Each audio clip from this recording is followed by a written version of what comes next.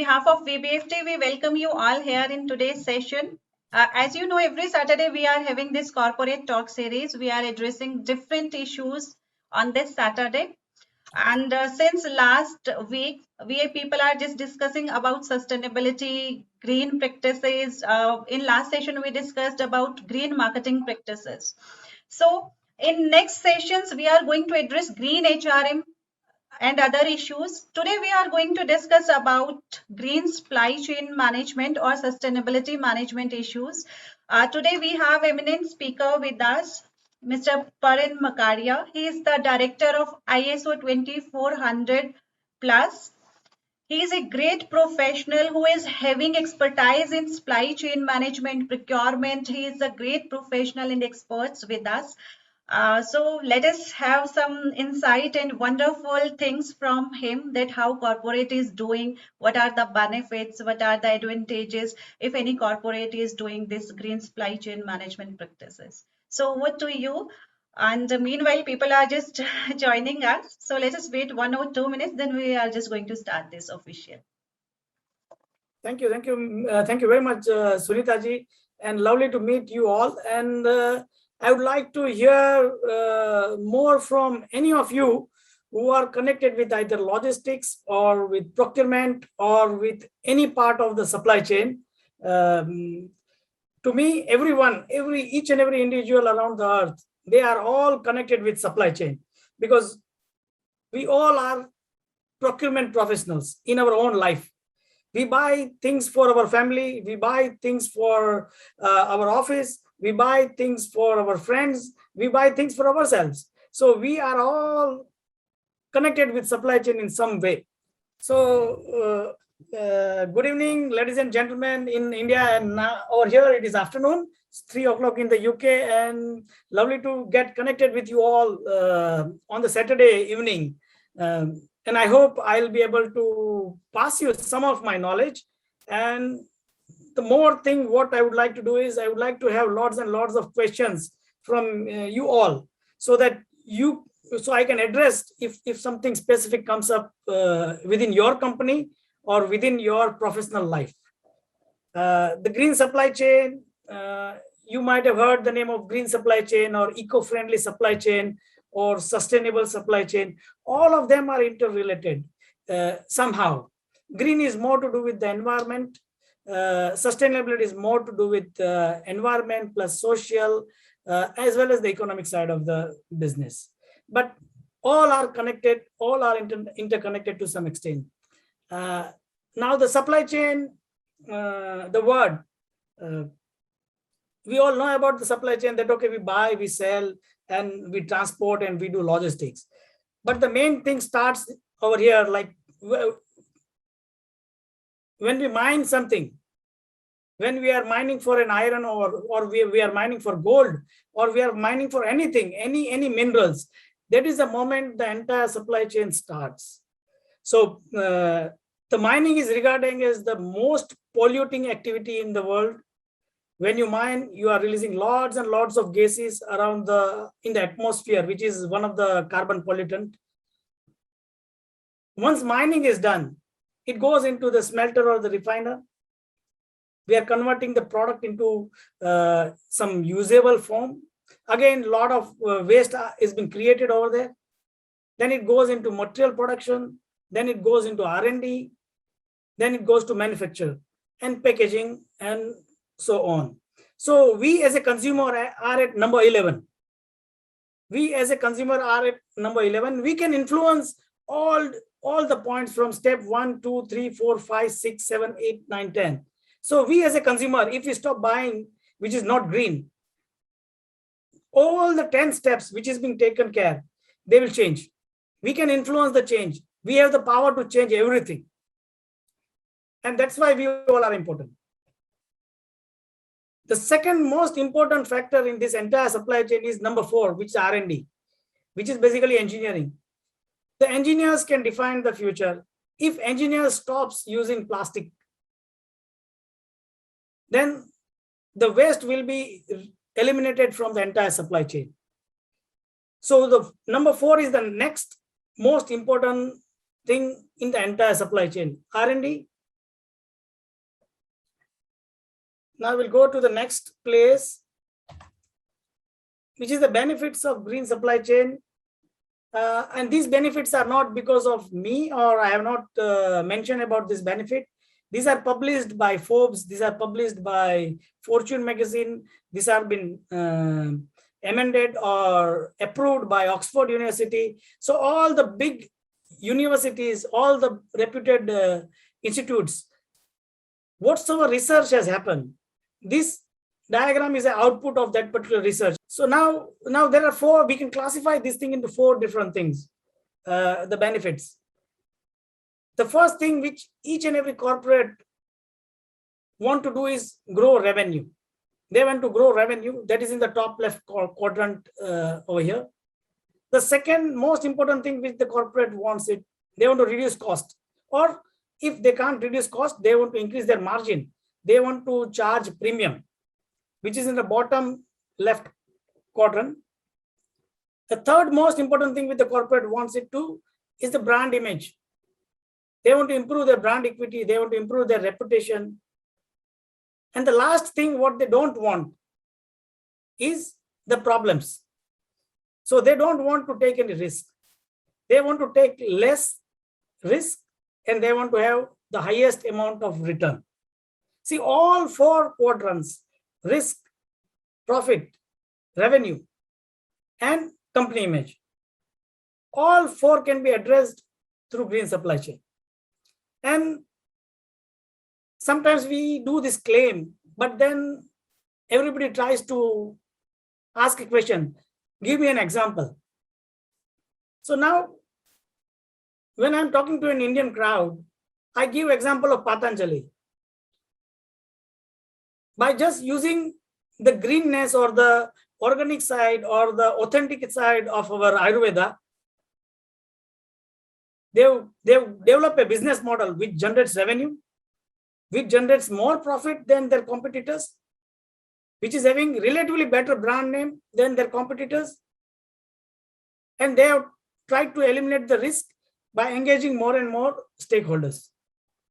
So this is one example which I see in India in recent times. And you will see in n number of examples, small SMEs and all industries which are developing just because of the greenness. We'll move to the next slide now. So now in the green supply chain, the easy part, which we all can do, is to manage our own company or to manage our own home. If you don't buy products which are not green, that is the easiest thing what we can do. And the most difficult part is to change others, to change the entire supply chain. But if we can manage the easy part by changing ourselves, the other part of difficult part will change automatically. That is what has happened in the UK. That is what is happening in Europe. And that will happen even in India. So now you have two approaches. Again, the easy and difficult one. So easy approach is like that. Okay, you define your requirement. You are the consumer. You define the requirement, what you want. So if you are working for your company and you are in the procurement department, you define the requirement, what your supplier should supply you. You define the contract terms that, okay, if this requirement is not met, then I don't want anything from you. And the last one is the punishment clause that, okay, if you do something wrong, this is what the penalty of doing thing wrong, that will not buy further. So now this is the easiest approach which you will see everywhere in the world, because this is easy. You just define it. I'll not buy from you. And that is what happens around the world, or 95% of the companies around the world. This is the approach. So now the difficult approach, more difficult approach, but this difficult approach is going to give you the most benefit of the whole. And that is, you guide with your suppliers. You act as a guide with your supply chain or your suppliers. You motivate them to be good. You inspire them to be good. And you incentivize them to be good. Example, I'll tell you one thing. If you want to bring a change in the society, and assume you have two suppliers. One supplier is at level 70. Second supplier is at level 20. Now, if you want to bring a change in the society, the supplier which is at level 20, if he upgrades himself to level 70, then the real change will change in the society, because now both the supplier are at the same value. Now both are supplying the same quality of product, which is at 70. So the difficult part is to incentivize, to motivate them, the guys who are not doing good or the suppliers who are not doing good, and bring the change in the society. So you are addressing two things. One, you are supporting the society. Second thing, you are changing the supplier behavior. So now the incentivizing approach or the motivation approach, which anyone can take in their life, takes time. It takes time. Why it takes time?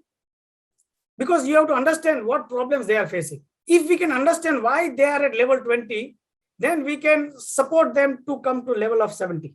And that's why it's difficult. The easiest way in this difficult thing is to define a contract terms such that, okay, I'm working with you and we are doing a business of $1 million or maybe 2 lakhs rupees. If you supply me a product of this quality, I'll do business of 4 lakhs with you. So they have an incentive to improve. And you are achieving two things. One, you are getting better product, better services. You are supporting the green supply chain claim of yourself. And you are not paying anything extra. You are just giving them extra business. That's it. Now, how can we do all these wonderful things in a more definite way? So this is a chart which I share with most of the people. That most of the organization, they have 3 different targets. One is profit, second is revenue, and the third one is shareholder and stakeholder value. And similarly, they have 3 different levels. One is tactical. Tactical means they want immediate benefit. Second one is operational. They want benefit in medium term, between 1 year to 2 year to 3 year. And the last one is strategic. They want benefit in a long term. These are, I have mentioned 6 points in each quadrant. 6 points in each quadrant, because I think these 6 points are more important than other points which I have analyzed. But in each quadrant, you can do something like 20 or 25 different things to improve the greenness of your supply chain. Like example, we'll take an example of the center quadrant, which is basically medium term and revenue. And we are looking at a medium term, so it's operational in nature. The green claim of any supplier, if I become green, or if your company says you are green, you will be welcomed by more number of companies. So ultimately, if you are acceptable more in the market, your chances of higher revenue will increase. Now, second thing what I mentioned is circular economy in design. That is what I was talking about, the R&D. The easiest way to remove waste or to become green is to look at the design aspects. If you can eliminate waste while you are designing a product or services, you will automatically become green. The third thing what I mentioned is sustainability enabled exports. So now assume that a company in India, everyone wants to increase their business, correct? So if you want to increase your export from India to any part of the world, whether you are making a t-shirt or you want to export food, or you want to export anything to rich countries like Japan or Europe or America or any other countries. What are those countries looking at? They are all looking at green products. That okay, if they have 5 suppliers of t-shirt and all 5 are supplying t-shirt at 100 rupees each, then they would like to ideally go with a supplier who is green in nature. So this is how the entire revenue model, or how we can benefit from the green supply chain claims. There are a lot of companies who are greenwashing. Greenwashing means they are faking that they are green. But those kind of faking type of thing, you can't cheat someone twice. You can cheat someone once, but then they will come to know about what you are. So that's why what happens is, if you are fake, you can sell once, but not twice. And people don't do business, or the organization don't do business with other organization based on just price. The honesty, trust, and the quality plays a vital role if you want to do a long-term business. And that's why it is very important to be correct in our claims. And that's it from my side.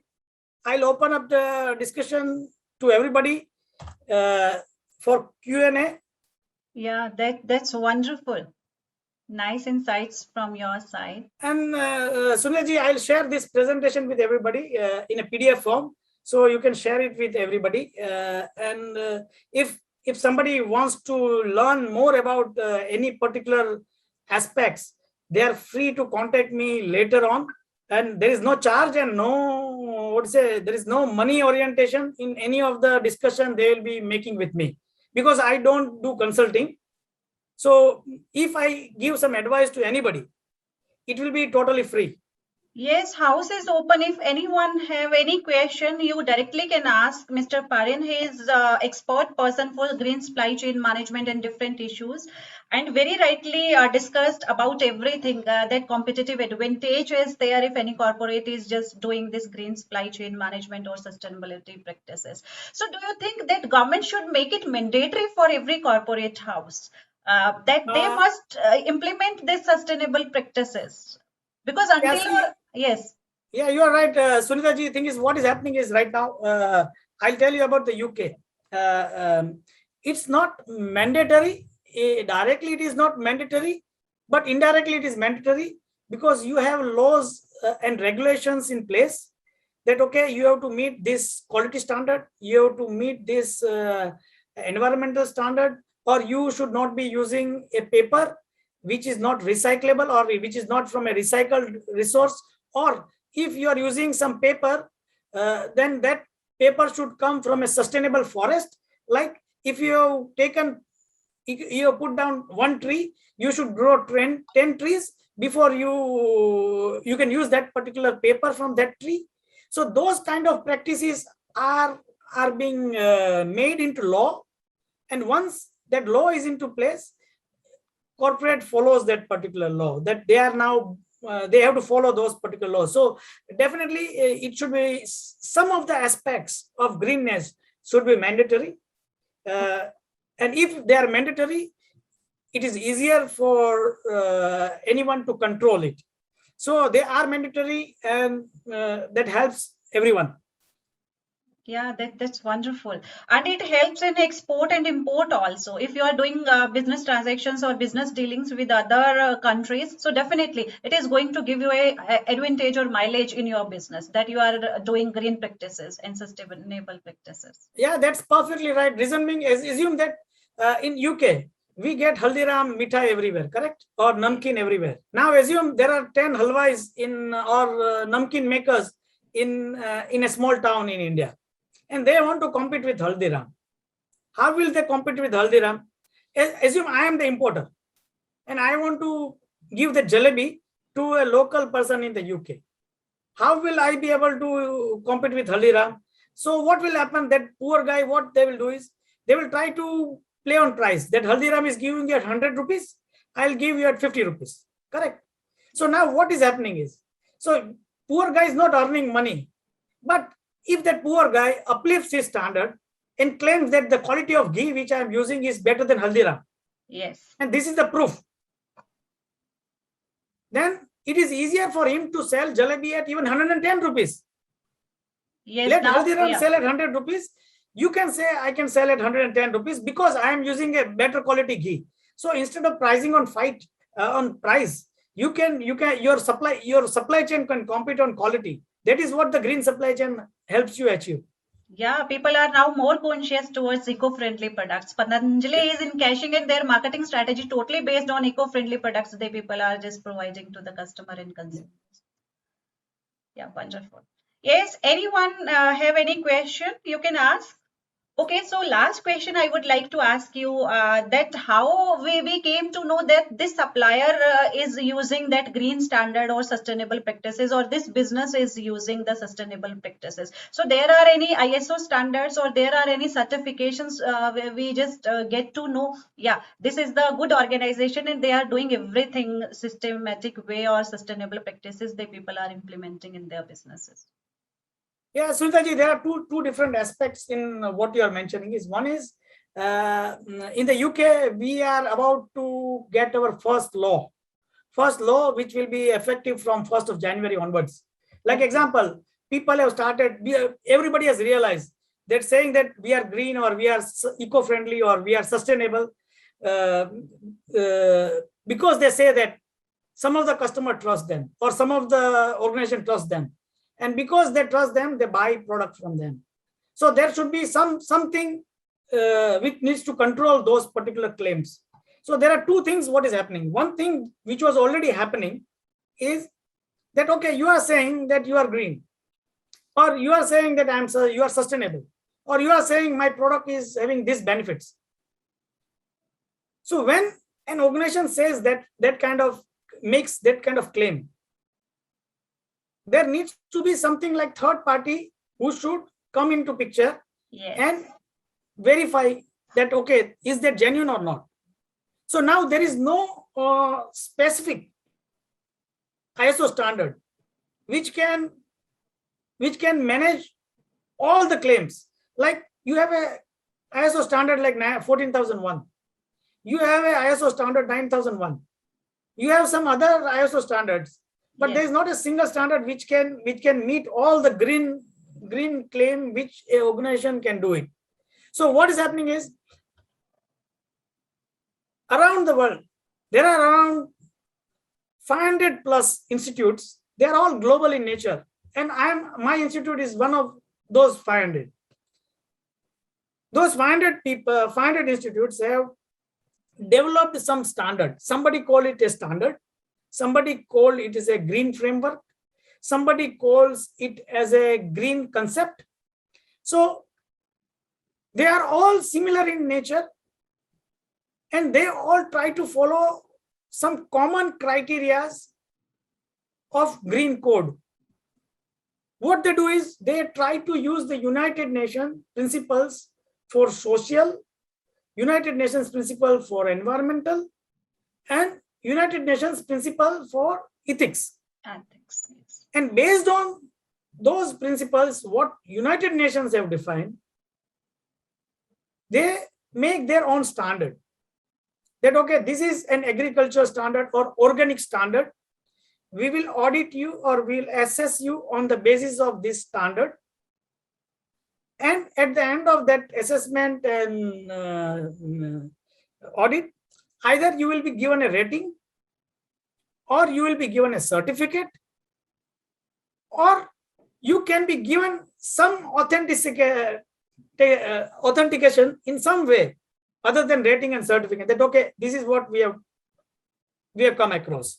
So that is one way, is use some third party services to authenticate your claim, or to glorify your claim, or to make your claim public. Like example, if Sunita ji says that she is a good woman, or she is good at CSR, that is right. She can say that thing, and I can say I am very good at this and this and this. But me saying I am good, people may trust me, people may not trust me. But if I have a authentication from third party, yes, then people will trust me that, okay, no, I have dealt with this guy and I trust him and I certify them. So any external rating, sustainability rating or eco rating or green rating or green certification will definitely help you substantiate your claim of being green. So that is definitely on the card. Now, that is one approach, correct? That is one approach of you saying that somebody else has told something good about you, which my organization does. But I'm not here to sell my product or services. Now, the second approach, which is coming up, and UK is a leader in that particular approach, is the UK government has come up with the green code. So what does that mean? That anybody, any organization which is using any green claim that I'm more healthier, or I am more environment friendly, or I reduce pollution by this much time, or I use less amount of water, any claim, any green claim you do, or even your logo, your company logo is green, then the government expects the organization to substantiate their claim that, okay, you are saying this. Now, what is the proof? How do you say this is correct? So any statement you make in public, advertisement or anywhere, from 1st January 2021 onwards, each and every claim will be scanned by a law. So if you are cheating anyone, whether you are cheating one corporate to other corporate, or your corporate to consumer, that, okay, I am a manufacturer of some shampoo, and I'm saying, okay, my shampoo is most environmental friendly. Yeah, you can say that thing. There's nothing wrong in it. But you have to prove that how you are making that claim. It can be on your website. Consumer should be able to check it on the website that how you are claiming that thing. And if you are especially saying that my shampoo is better than someone else's shampoo, then you are in trouble. Then you have to substantiate it more. That, okay, now you are comparing with someone. Then how did you come to know that you are better than them? Yes. Okay, which laboratory has tested this? And what are the basis of your claim?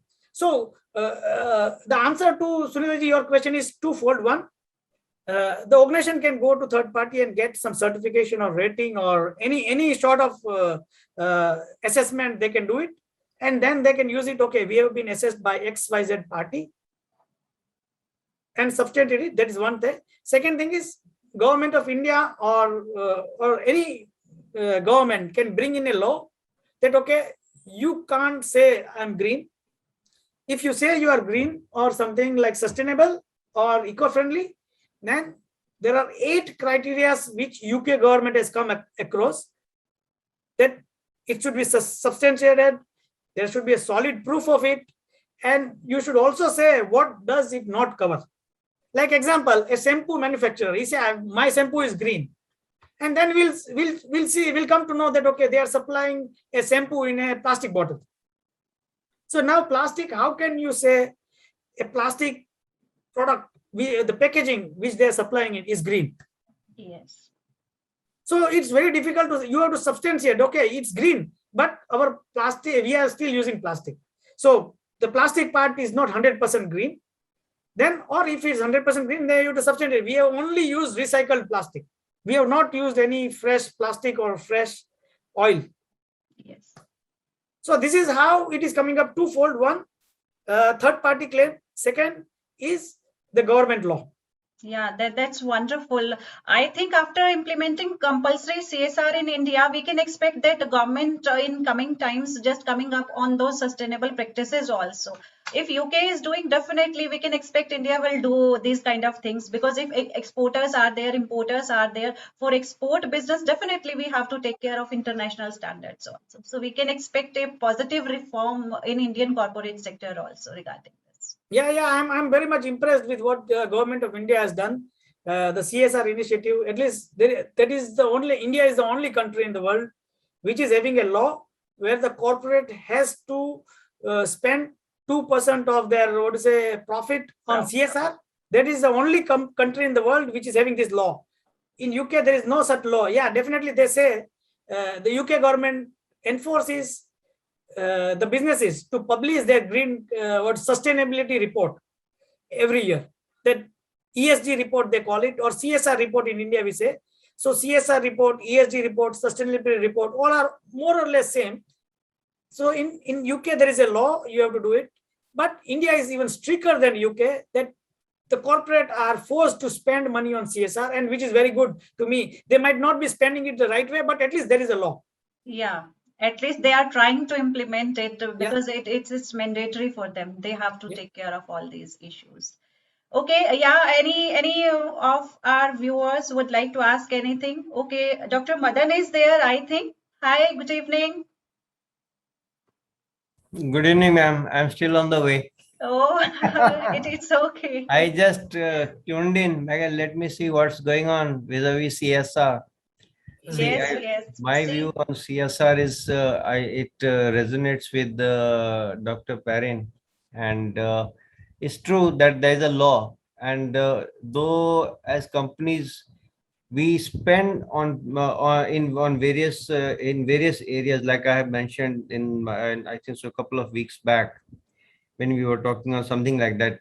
yes, And corporate how, governance and green marketing we were discussing. yes, so like we do what you call like many big organizations and who are very ethical, who have their code of conduct in place, they make it a point to spend the money ethically on areas like upliftment of poor people, upliftment of villages, upliftment of girl child and all that, you know, that money is being spent judiciously.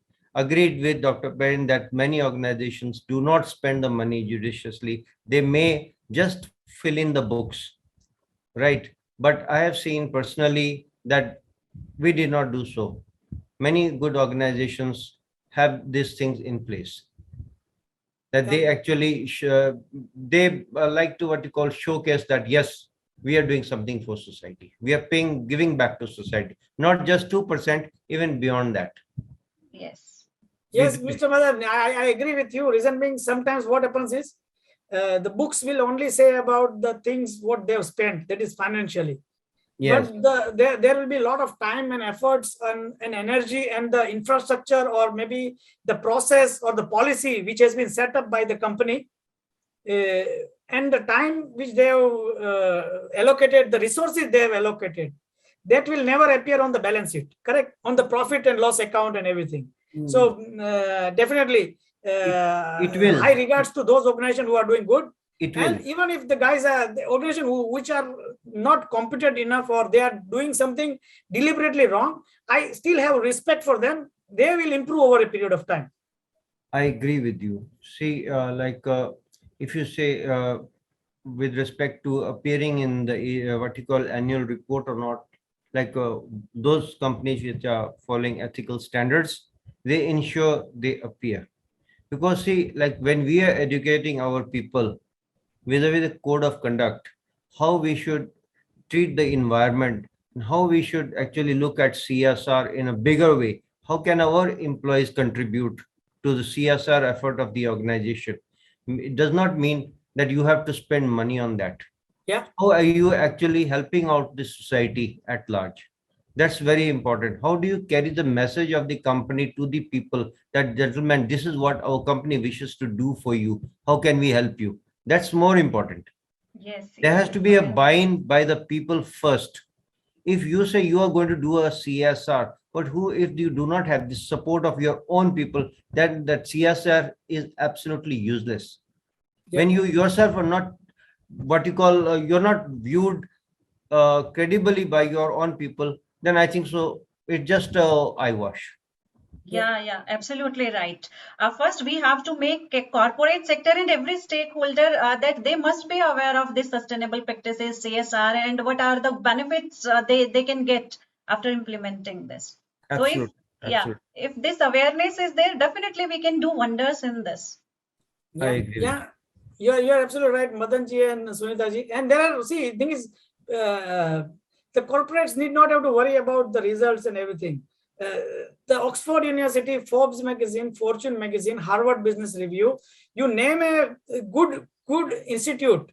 They have done lots and lots of research, and it's not a research like on consumer, like, okay, I have done a survey. It's not a survey.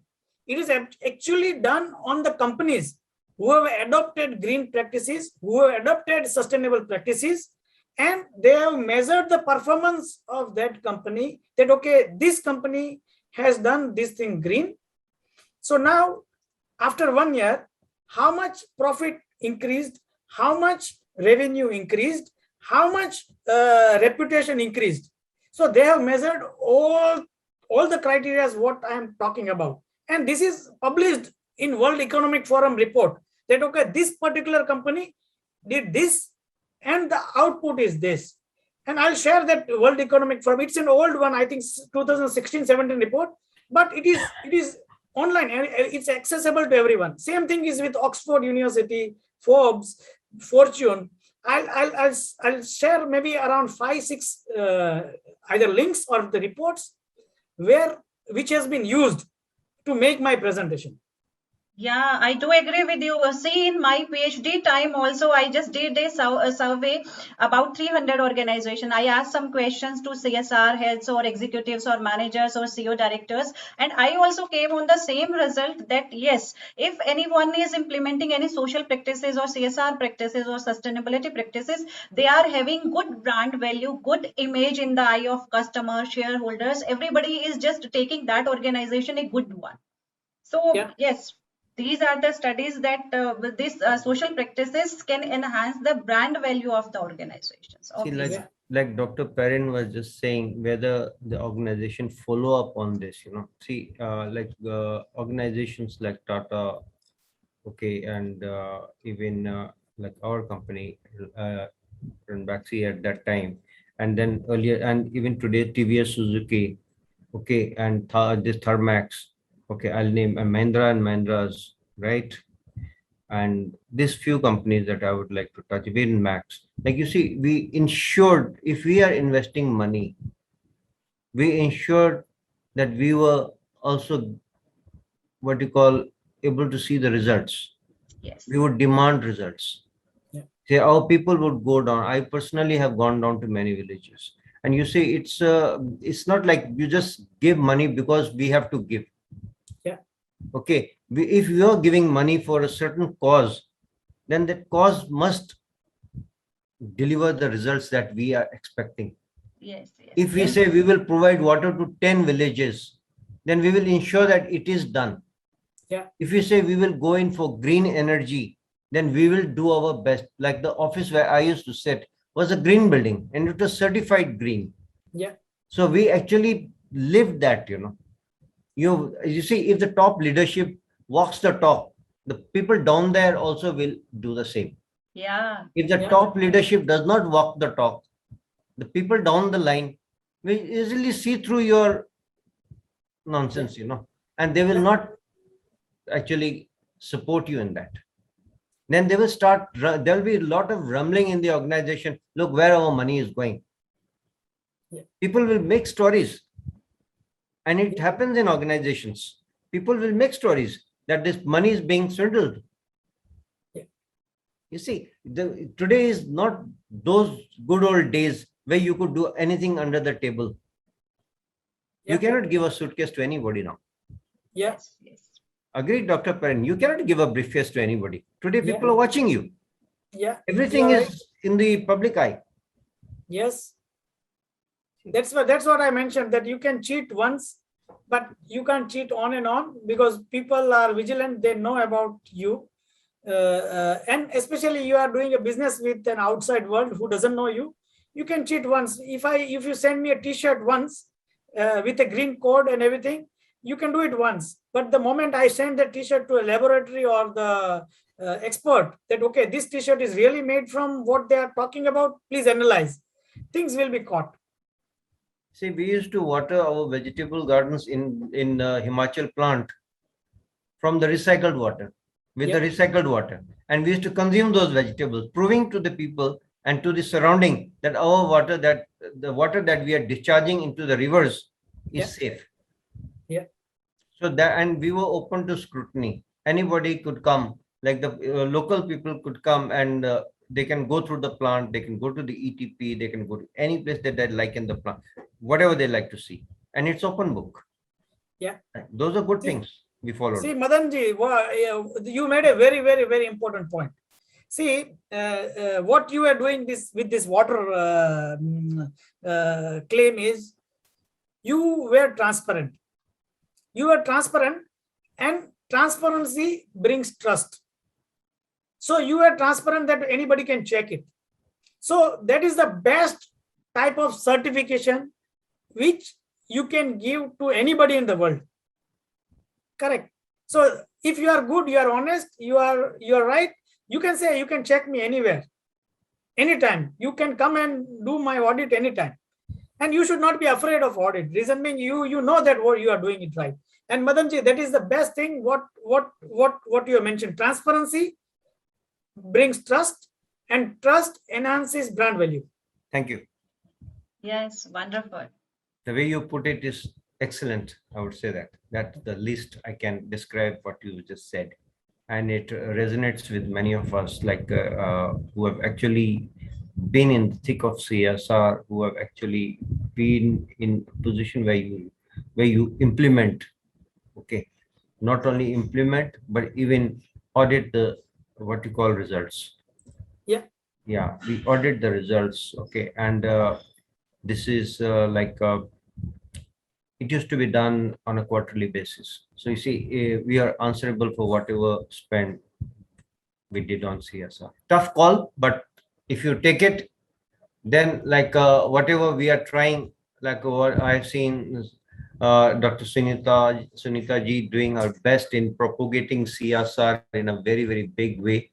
And I'm very fascinated by the work that she does, and whole day she's busy with these things. And it is her what you got endeavor to see that things happen. We talk once in a while like this, and she's very animated, like she has a lot of energy she puts a lot of energy to these things.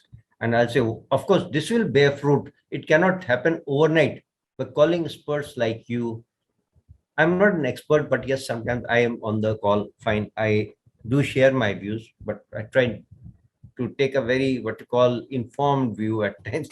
And I do not just want to say anything out of the blue.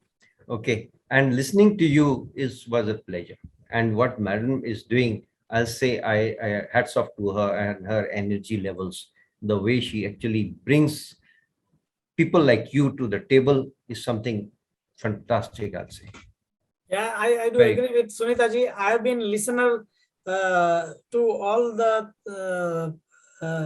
webinars which BBFT is arranging, and I can tell you that okay, today I am a speaker. Though consider me an expert, I don't see myself as an expert. I am an expert at learning things. You can say that I would like to learn more and more things so that I can improve myself. Thank you so much, Dr. Madan and Parin Makadia ji. It is because of you, great people are with us. So that's why it is not possible without a great team. And Dr. Madan, I would like to share with you, Parin Makadia ji is also with us in our technical team. He is always support us in our sustainable initiatives and other things. And soon we are just coming up with the corporate CSR heads also. With his great expertise and his technical sessions and other help and support. So we are coming up. Yes. That's good. That's good, ma'am.